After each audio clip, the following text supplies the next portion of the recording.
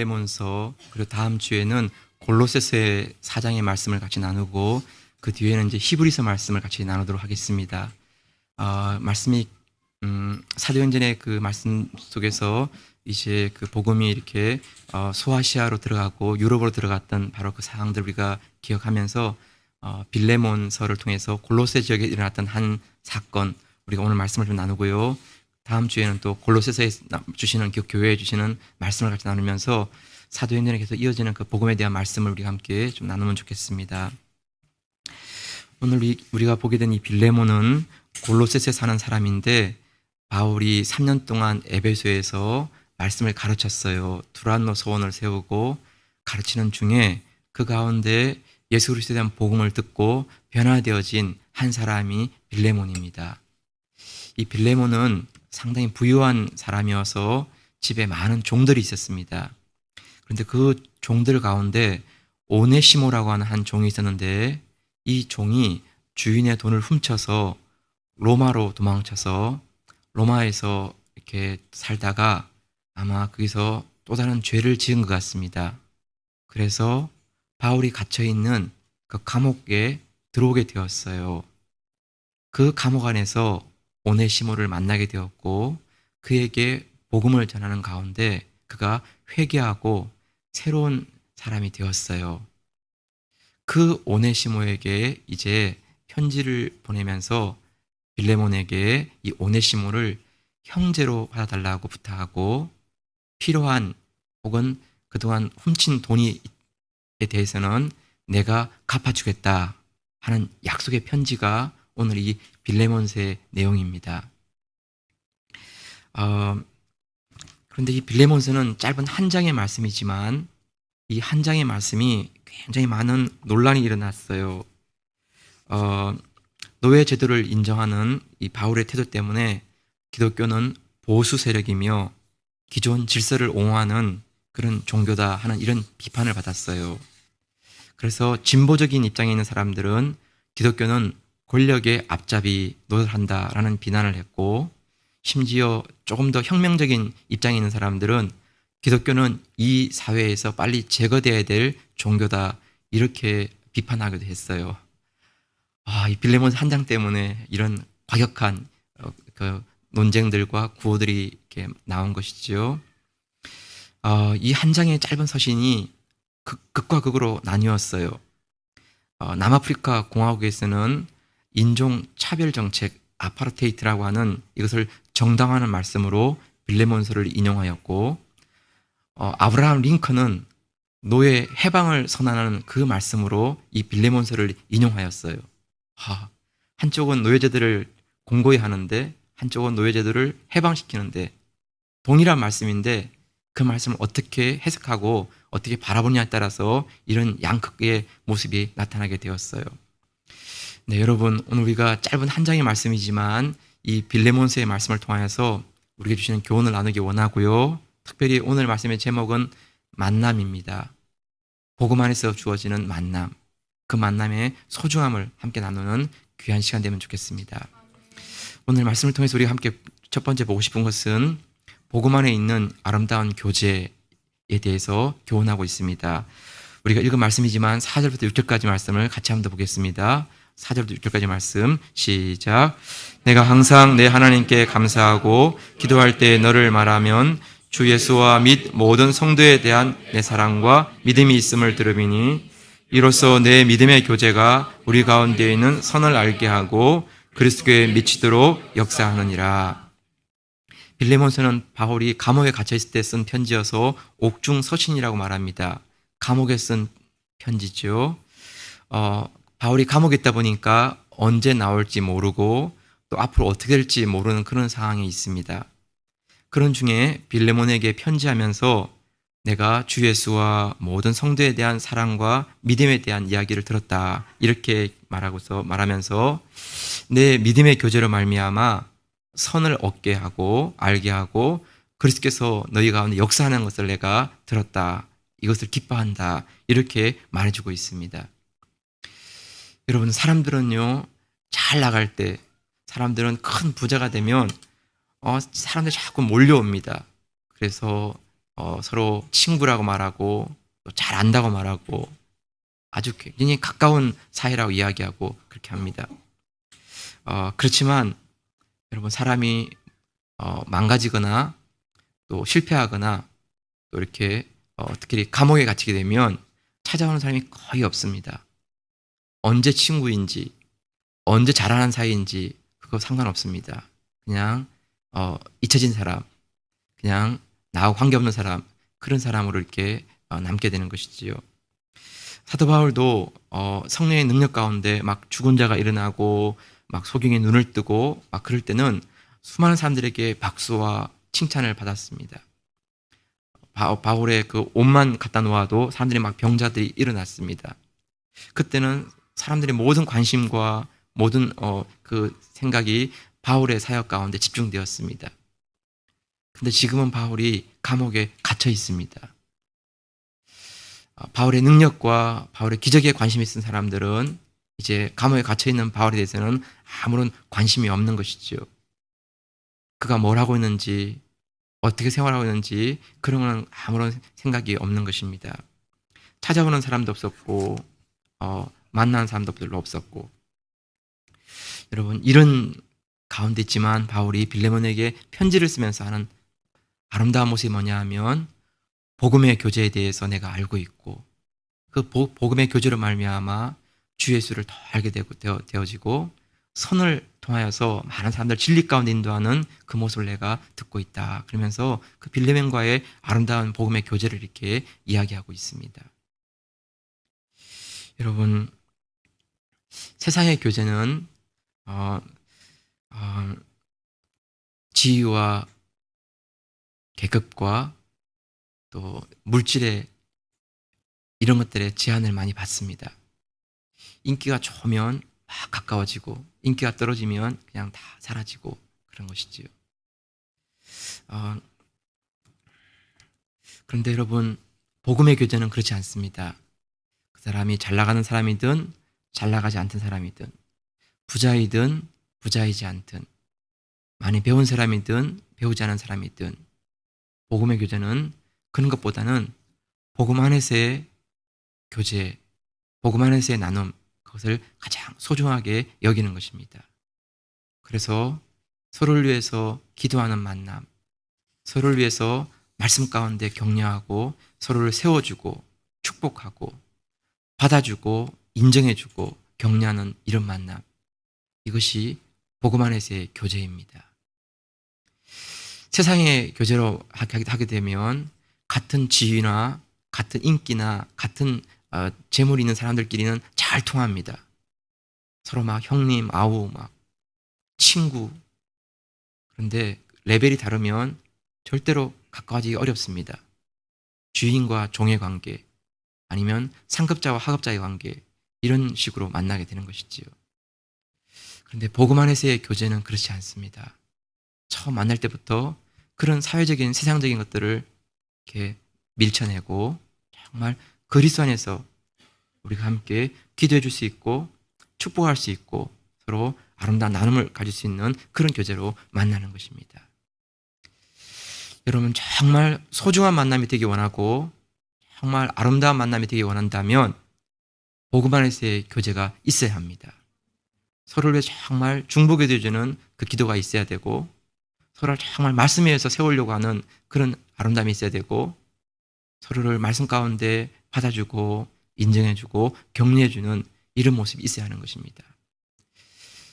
그래서 정말 오래가는 만남과 교제는 복음 안에서의 교제가 이루어지는 만남, 그 속에 기도가 있고 말씀이 있고 하나님 은혜가 있는 만남, 그 만남이 가장 오래가는 것입니다. 여러분 오네시모가 한번 바울을 만나게 되는 과정을 한번 생각해 보십시오. 주인의 돈을 훔쳐서 로마로 도망쳤습니다. 골로새에서 로마까지의 거리는 2000km입니다. 2000km. 그 길을 걸어서 간다면 아마 몇 달을 걸어가야 되는데 그 걸어가는 중에 강도의 위험, 도적의 위험들을 만났을 것입니다. 국경을 통과할 때마다 아마 자기 신분에 대한 노출이 나타날 수 있으니까 정말 조심하면서 이렇게 넘었을 것입니다. 주인의 돈을 훔쳐서 도망가고 있으니까 만약 누군가가 그 오네시모에게 돈이 있다는 것을 알면은 아마 그를 죽여버리고 돈을 빼앗을지도 모르는 것입니다. 여러분, 그런 길을 넘어서 2000km를 지나서 로마에 도착했습니다. 로마에 도착해서 여러분 또 잘 나간 게 아니었습니다. 아마 로마에 지내는 동안에 아마 그 환락가에서 이렇게 막 돈을 쓰기도 하고 여자를 만나기도 하고 도박을 하기도 하고 아마 원형 경기장에서 그 검투 경기를 보면서 세상은 이렇게 사는가 하면서 정말 즐거워했을지도 모릅니다. 그렇게 돈을 쓰다 보니까 아마 오네시모가 가지고 있던 돈이 다 날아가 버리고 다시 무일푼 거지가 되는 그런 상황이 되었던 것 같습니다. 그래서 어찌어찌 하다가 아마 또 남의 돈을 훔쳐서 도망가다가 붙잡혀가지고 그가 감옥에 들어가게 되었습니다. 그런데 하필 감옥에 들어갔는데 그 감옥이 사도 바울이 있는 감옥 가운데로 들어가게 된 것입니다. 그래서 두 사람이 함께 있는 가운데서 오네시모에 대한 이야기를 알게 되고 그에게 복음을 전하는 가운데 오네시모가 회개하고 새로운 사람이 되는 이런 일이 일어났습니다.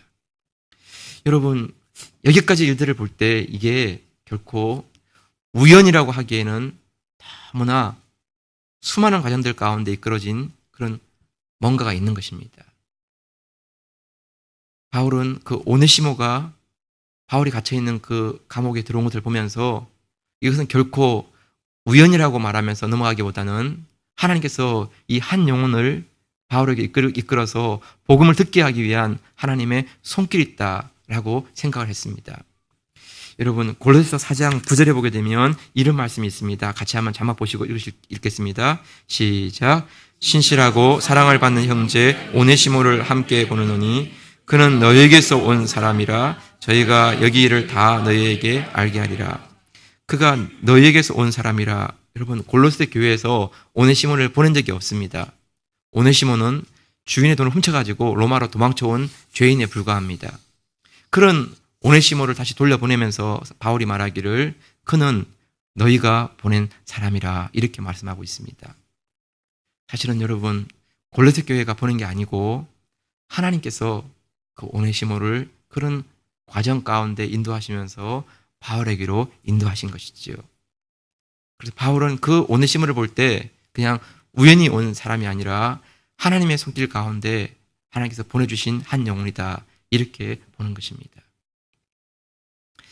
여러분, 우리가 옆에 있는 한 영혼을 바라볼 때 그냥 어쩌다 왔다 이게 아니고 하나님께서 삶 가운데 그의 발걸음 가운데 인도하시면서 우리를 만나게 하셨고 은혜교회를 오게 하셨고 함께 예배드릴 수 있는 이런 자리에 있게 하신 것입니다. 이게 결코 우연이 아니고 하나님의 손길 가운데서 함께 예배드리는 그 기쁨, 교제하는 그 아름다움을 우리가 나눌 수 있는 사람들로 보내주신 것이지요. 그래서 우리 안에서 가져야 될 가장 소중한 마음은 결코 한 영혼이 그냥 우연히 왔다가 우연히 가는 것이 아니라 그렇게 오게 된 영혼 속에 있는 하나님의 손길, 하나님의 섭리, 하나님의 그 인도하심을 우리 함께 감사드리면서 감사함으로 기쁨으로 함께 예배드리는 교제하는 그런 마음을 가지는 것입니다.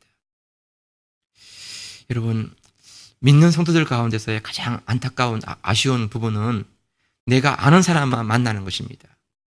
내가 편한 사람, 나와 비슷한 사람, 그리고 다른 사람한테는 관심이 없는 것이지요. 여러분, 우리가 정말 복음 안에서의 교제를 가지기 원하고 우리가 정말 복음에서의 그 만남을 가지기 원한다면 내가 알고 있는 사람, 친한 사람만 만나면 안 됩니다. 내가 친한 사람도 소중히 여기지만 교회를 방문하는 사람들, 처음 오는 사람들, 혹은 내가 잘 알지 못하는 사람들, 우리가 그들에게 다가가서 자기를 소개하고 그리고 인사하고 정말 기쁨으로 환영하고 축복하는 그런 마음들을 가지는 것입니다. 우리의 그 한계를, 우리의 그 테두리를 이렇게 좀 낮추어서 문을 열고 우리가 받아줄 수 있고 다가갈 수 있는 그런 만남 가운데 복음의 교제가 일어나는 것입니다. 여러분 오늘 7절 말씀을 같이 한번 보십시오. 7절 말씀 시작. 형제여 성도들의 마음이 너로 말미암아 평안함을 얻었으니 내가 너의 사랑으로 많은 기쁨과 위로를 얻었노라. 여러분 바울에 갇혀있는 감옥에 갇혀있는 바울에게 무슨 기쁨이 있겠습니까? 답답하고 때로는 덥고 때로는 춥고 하는 그 감옥 안에서. 그런데 이런 오네시모를 통하여서 하나님의 그 한 영혼이 하나님을 만나고 알아가고 변화되고 그것이 정말 큰 기쁨과 위로가 되었습니다. 그리고 그 변화된 오네시모가 감옥 안에서 바울을 위해서 마치 아버지를 섬기는 아들처럼 바울을 도와주고 바울의 필요를 채워주고. 여러분 복음 안에서의 만남이 있으니까 강요하지 않아도 명령하지 않아도 우리가 정말 하나님 안에서 우리가 해야 될 것들을 같이 이렇게 섬기고 알아서 하고 같이 기쁨으로 세워가고 하는 이런 모습들을 보게 되는 것입니다. 성도 여러분, 우리 은혜교회 안에 주신 하나님의 놀라운 은혜 가운데 우리가 아름다운 복음의 교제를 세워가고 만들어가는 교회 되기 원합니다. 잘 짜여진 조직처럼 막 일일이 다 지시하고 사람을 막 체크하고 그런 게 없다 할지라도 정말 우리가 하나님 은혜 안에서 예배 안에서 기도 안에서 나누는 그 기쁨이 너무나 감사해서 우리가 스스로 원하는 마음으로 우리가 섬길 수 있고 봉사할 수 있고 함께 나눌 수 있고 그런 아름다운 교회, 복음이 그 가운데 역사하고 움직이는 교회, 그 교제 가운데 세상의 모임과는 다른 정말 하나님의 은혜가 움틀거리는 그 교제, 이런 교제가 있는 저와 여러분들 있기를 주의 이름으로 축복합니다. 두 번째, 오늘 이렇게 본문에서 통해서 두 번째 우리가 보고 싶은 것은 처음보다 나중에 더 아름다운 만남이 되면 좋겠습니다. 시작보다 끝이 아름다운 만남이 되면 좋겠습니다. 11절 12절 말씀인데 같이 한번 보시죠. 11절 12절 말씀 시작. 저가 전에는 내게 무익하였으나 이제는 나와 내게 유익함으로 내게 저를 돌려보내니 저는 내 신복이라. 오네시모는 과거에는 무익한 사람이었습니다. 주인의 돈을 훔쳐서 나온 사람이었죠. 로마의 법에 의하면 그런 종은 즉시 사형시킬 수가 있었습니다. 그런 이런 무익한 사람이었지만 그가 이제는 유익한 사람이 되었다, 이렇게 말하고 있습니다. 이전까지는 문제를 일으키는 사람이었지만 이후에는 문제를 해결하는 사람으로 이렇게 바뀌고 있다고 이렇게 말하고 있습니다. 여러분, 심지어 바울은 이 오네시모를 내 신복이라 이렇게 말하는데, 이 내 신복이라는 말씀은 He is my very heart라고 되어 있어요. 그는 내 마음이다, 이렇게 되어 있어요. 바울의 마음을 이해할 수 있고 바울의 심정을 이해할 수 있고 바울의 생각과 같이 할 수 있는 그런 사람이 되었다, 이렇게 말하고 있어요. 여러분, 정말 친구가 되고 정말 귀한 동력자가 되면 서로의 마음을 이해합니다. 그렇죠? 나는 제 마음을 이해해. 나는 저 친구의 생각을 이해해. 말하지 않아도, 설명하지 않아도 이렇게 아는 것이지요. 네. 바울과 오네시모가 그런 만남, 그런 관계가 되었다는 것입니다. 마음을 나눌 수 있고 마음을 이해할 수 있고 서로의 뜻을 이렇게 전달할 수 있는 그런 관계가 되었다는 것이지요. 여러분, 언제나 귀한 것은 시작보다 가면 갈수록 더 아름다운 끝이 되면 좋겠고 처음보다 가면 갈수록 더 아름다운 마지막이 되면 좋겠습니다. 좀 하다가 그냥 흐지부지되는 그런 그 만남, 처음에는 좀 반짝였다가 나중에 보면 아무것도 아닌 그런 만남이 아니라 처음에는 뭔가 좀 이렇게 엉성하고 뭔가 좀 그러니까 엉클어진 것 같고, 그런데 가면 갈수록 더 깊은 이렇게 정이 있고 깊은 맛이 나고 정말 사람을 알아가면 알았을수록 정말 겉과 속이 똑같아서 그 사람이 말하면 그대로 다 되는 것이고 속이지 않고 이용하지 않고 정말 자기의 마음이 있는 그대로를 이렇게 나누면서 하나씩 쌓아가는 그런 만남. 여러분, 정말 그 만남은 힘이 있습니다. 그 진실함이 파워가 있습니다.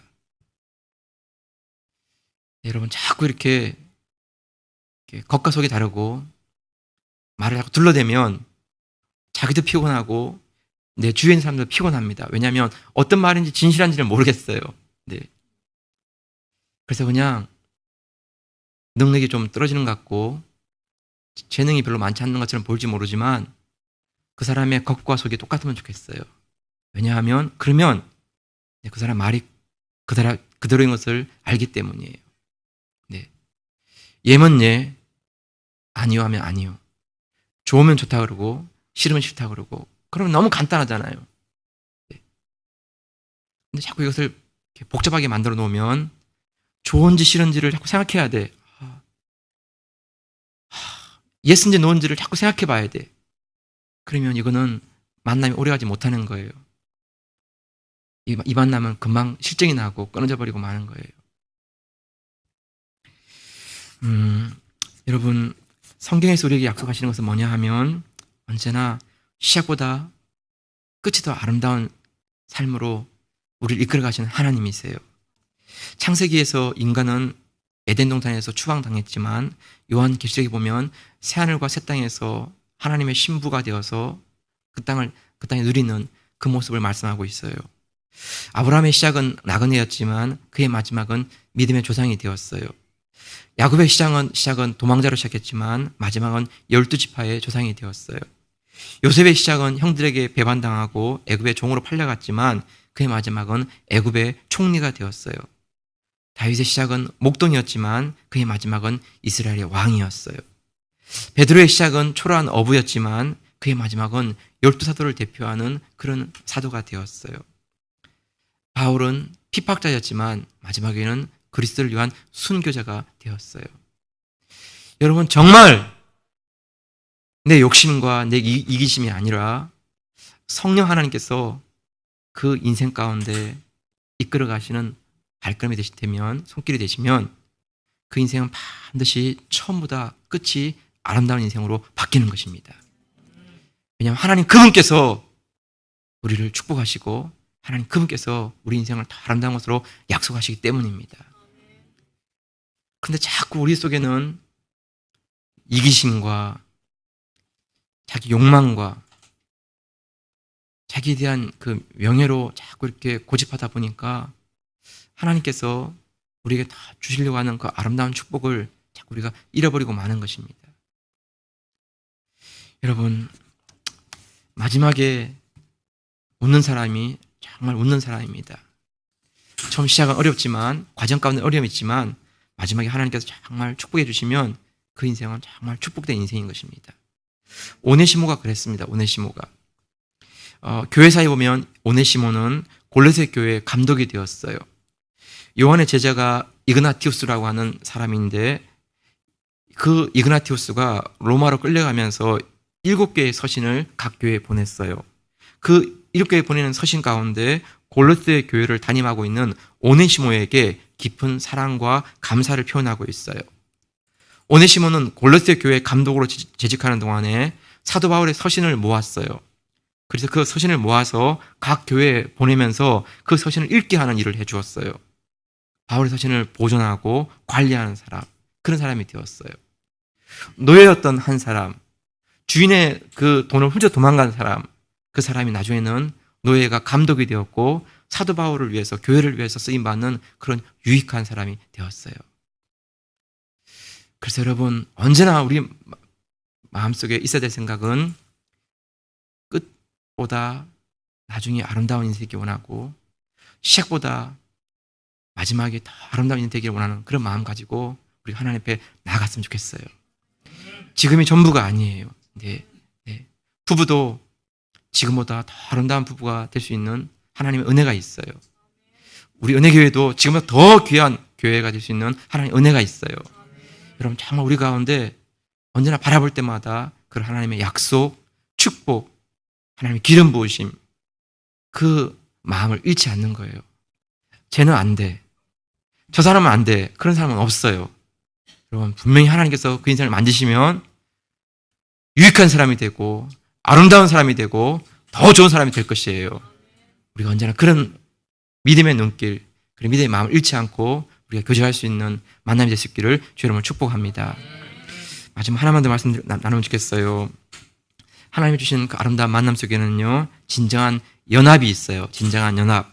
오늘 18절, 19절 말씀인데 읽고 마무리할까요? 18절, 19절 시작.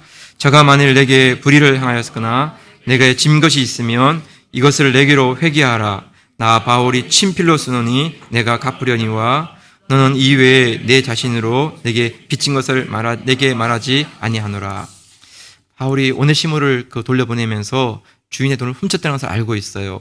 그래서 그 오네시모를 돌려보내면서 혹시 오네시모가 훔친 그 돈에 대한 부분이 있다면 그건 내가 반드시 갚아주겠다 하면서 바울이 친필로 그 빌레몬서를 기록하고 있어요.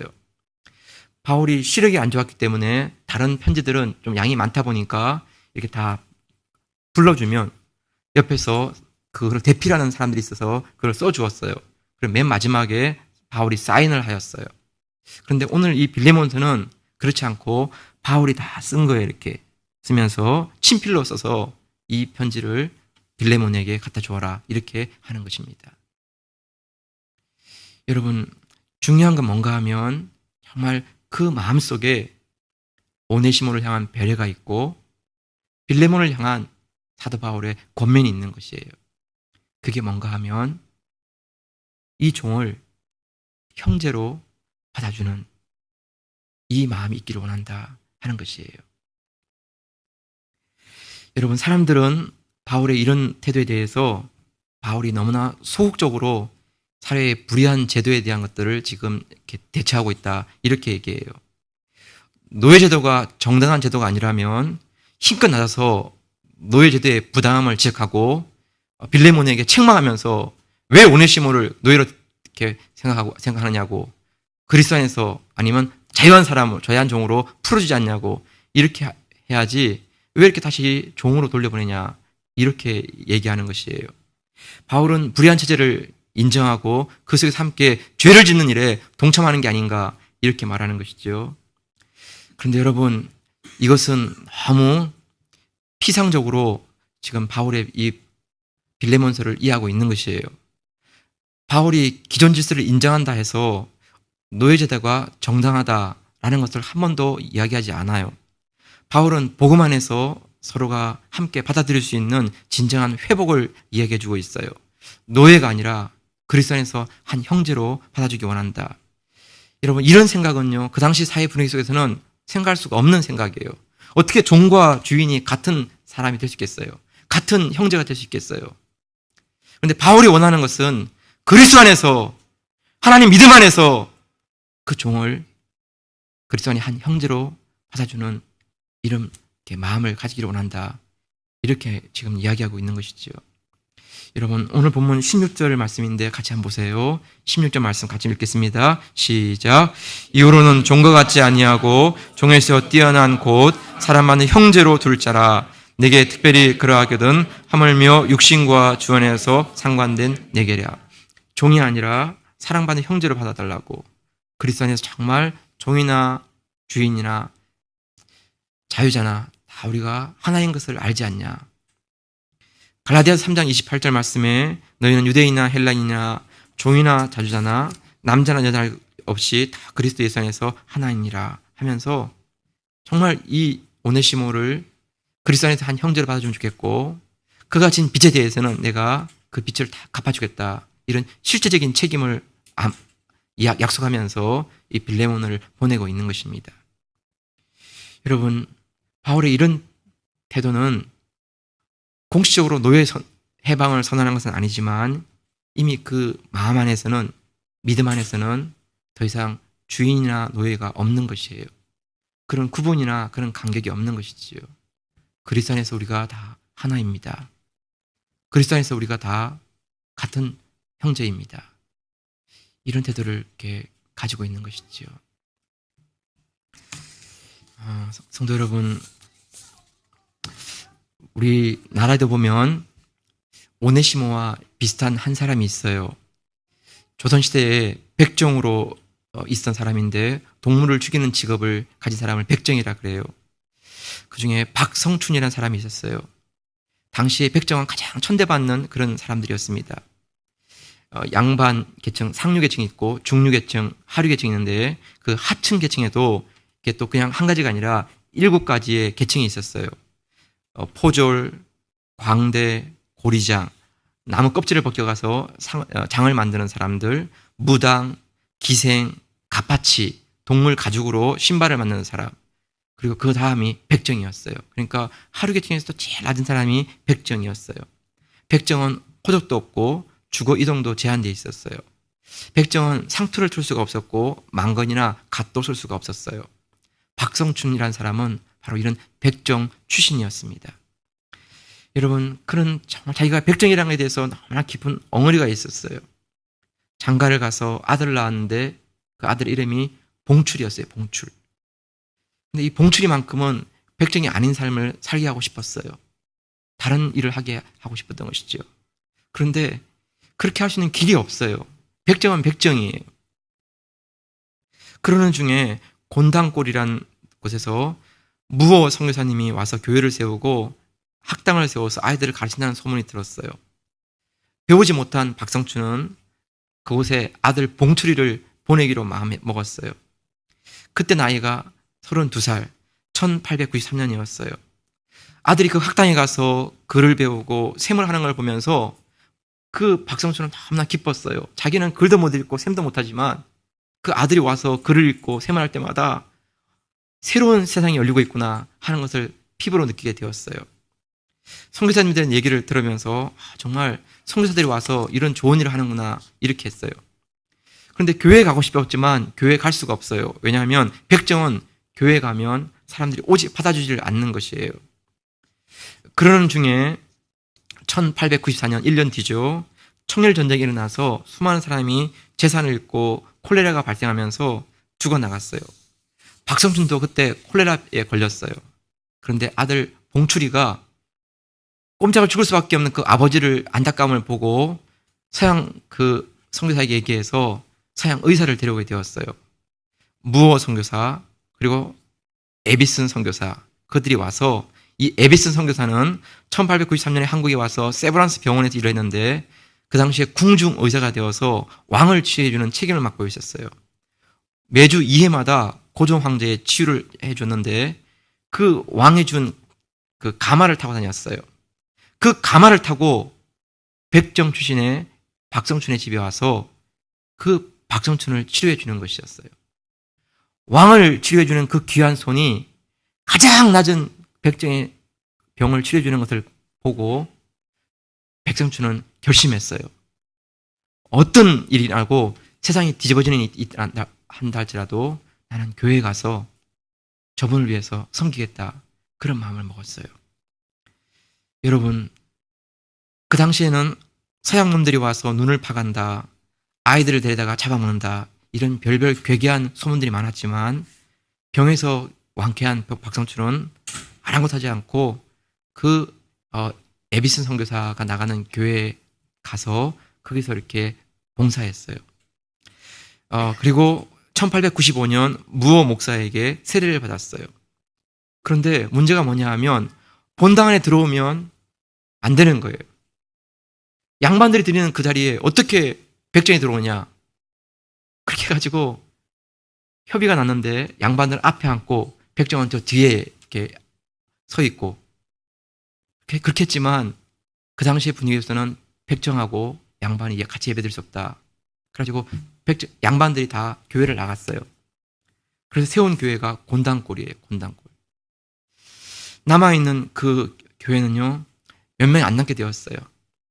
그래서 얼마 안 되는 그 천민 출신들을 데리고 선교하시는 그 무호 선교사님이 너무나 미안해서 이 박성춘이가 열심히 전도하면서 사람들을 막 이렇게 전도했어요. 그래가지고 백정들을 데려오기도 하고 또 그 사람들 데려오기도 해가지고 교회에 많은 사람들이 차게 되었어요. 감사하게도 3년이 지났을 쯤에는 나갔던 양반들 교회와 이 백정교회가 같이 합치기로 했어요. 그 합친 교회가 승동교회예요. 승동교회. 지금도 있죠. 승동교회. 그리고 여러분, 그 3년 뒤에는요, 1914년에는 조선 왕조의 왕손이었던 이재형이라는 그 그 왕손이 그 승동교회에서의 장로가 되었어요. 같이 이렇게 그 교회에 출석하는 그런 교회가 되었어요. 그런데 박성춘도 그 해에 장로가 되었어요. 여러분, 지금은 이게 아무것도 아니지만 그 부한말 시대에 왕족과 천민이 한 교회에서 장로가 되었다. 여러분, 이건 정말 세상이 완전히 뒤바뀌는 그런 이야기예요. 세상이. 박성춘은 너무나 감격해서 정말 자기가 힘단 데까지 교회를 섬길 뿐만 아니라 그 천민들을 이렇게 복음 전도하는 일에 나서서 그들에게 복음을 전했어요. 그리고 그의 아들 김봉출, 그는 세브란스 의학교를 졸업하고 우리나라 최초의 서양 의사가 되었어요. 그래서 이름을 바꿨어요. 박서양으로 이렇게 바꿨어요. 그래서 일제 탄압 때문에 조선에서의 활동에 제한을 받게 되자 만주로 건너가서 구세의원을 세웠어요. 그리고 그것에서 번 돈으로 독립자금을 후원하는 그런 일을 하였어요. 용정교회에서 장로로 선출되어서 광복이 되기 전까지 섬기다가 그만 그가 하나님의 부르심을 받고 하나님 나라 가게 되었어요. 여러분, 한국에도 오네시모와 같은 그런 한 사건이 일어난 것입니다. 사회가 이렇게 권력으로 바꾸고 한 게 아니라 복음 안에서 정말 왕손과 백정이 함께 장로가 되어서 교회를 섬기는 이런 일을 이렇게 맞이하게 된 것이지요. 성도 여러분, 우리 가운데 있는 이 복음으로 이루어지는 만남, 이 소중한 만남이 우리가 정말 세상의 그 무엇과도 바꿀 수 없는 그런 아름다운 만남을 우리 가운데 남아있기를 주의 이름으로 축복합니다. 여러분, 우리가 정말 아끼는 만남이 될수록, 그리고 소중한 만남이 될수록 그 만남이 세상의 그런 교제가 아니라 복음의 교제가 있는 만남 되기를 축복합니다. 돈을 자랑하고 지위를 자랑하고 자기 학벌을 자랑하고 그런 게 아니라 정말 그리스도 안에서 우리가 서로를 위해 기도할 수 있고 축복할 수 있는 그런 교제가 있는 만남이 되기 원합니다. 여러분, 처음보다 나중이, 시작보다 끝이 아름다운 만남 되기 원합니다. 우리가 시작은 이렇게 했다 할지라도 가면 갈수록 더 깊이가 있고 더 진국이 되고 더 깊은 맛이 우러나는 그런 만남으로 자라가면 좋겠습니다. 여러분, 정말 아름다운 만남은 우리가 서로 형제가 되고 자매가 되는 것입니다. 우리가 낮다고 낮춰보거나 높다고 높여보는 것이 아니라 정말 하나님 안에서 진정한 한 형제가 되고 같은 자매가 되어서 주님을 섬기는 그 기쁨을 같이 나누는 그런 모습, 그런 고백이 있는 그런 만남이 되면 좋겠습니다. 여러분, 우리 은혜교회 가운데 이런 복음 안에서 주시는 이 만남의 축복이 저 여러분들 가운데 언제나 함께 하시기를 주의 이름으로 축복합니다. 주신 말씀 같이 이렇게 붙잡고요. 이제 같이 한번 기도하면 좋겠는데.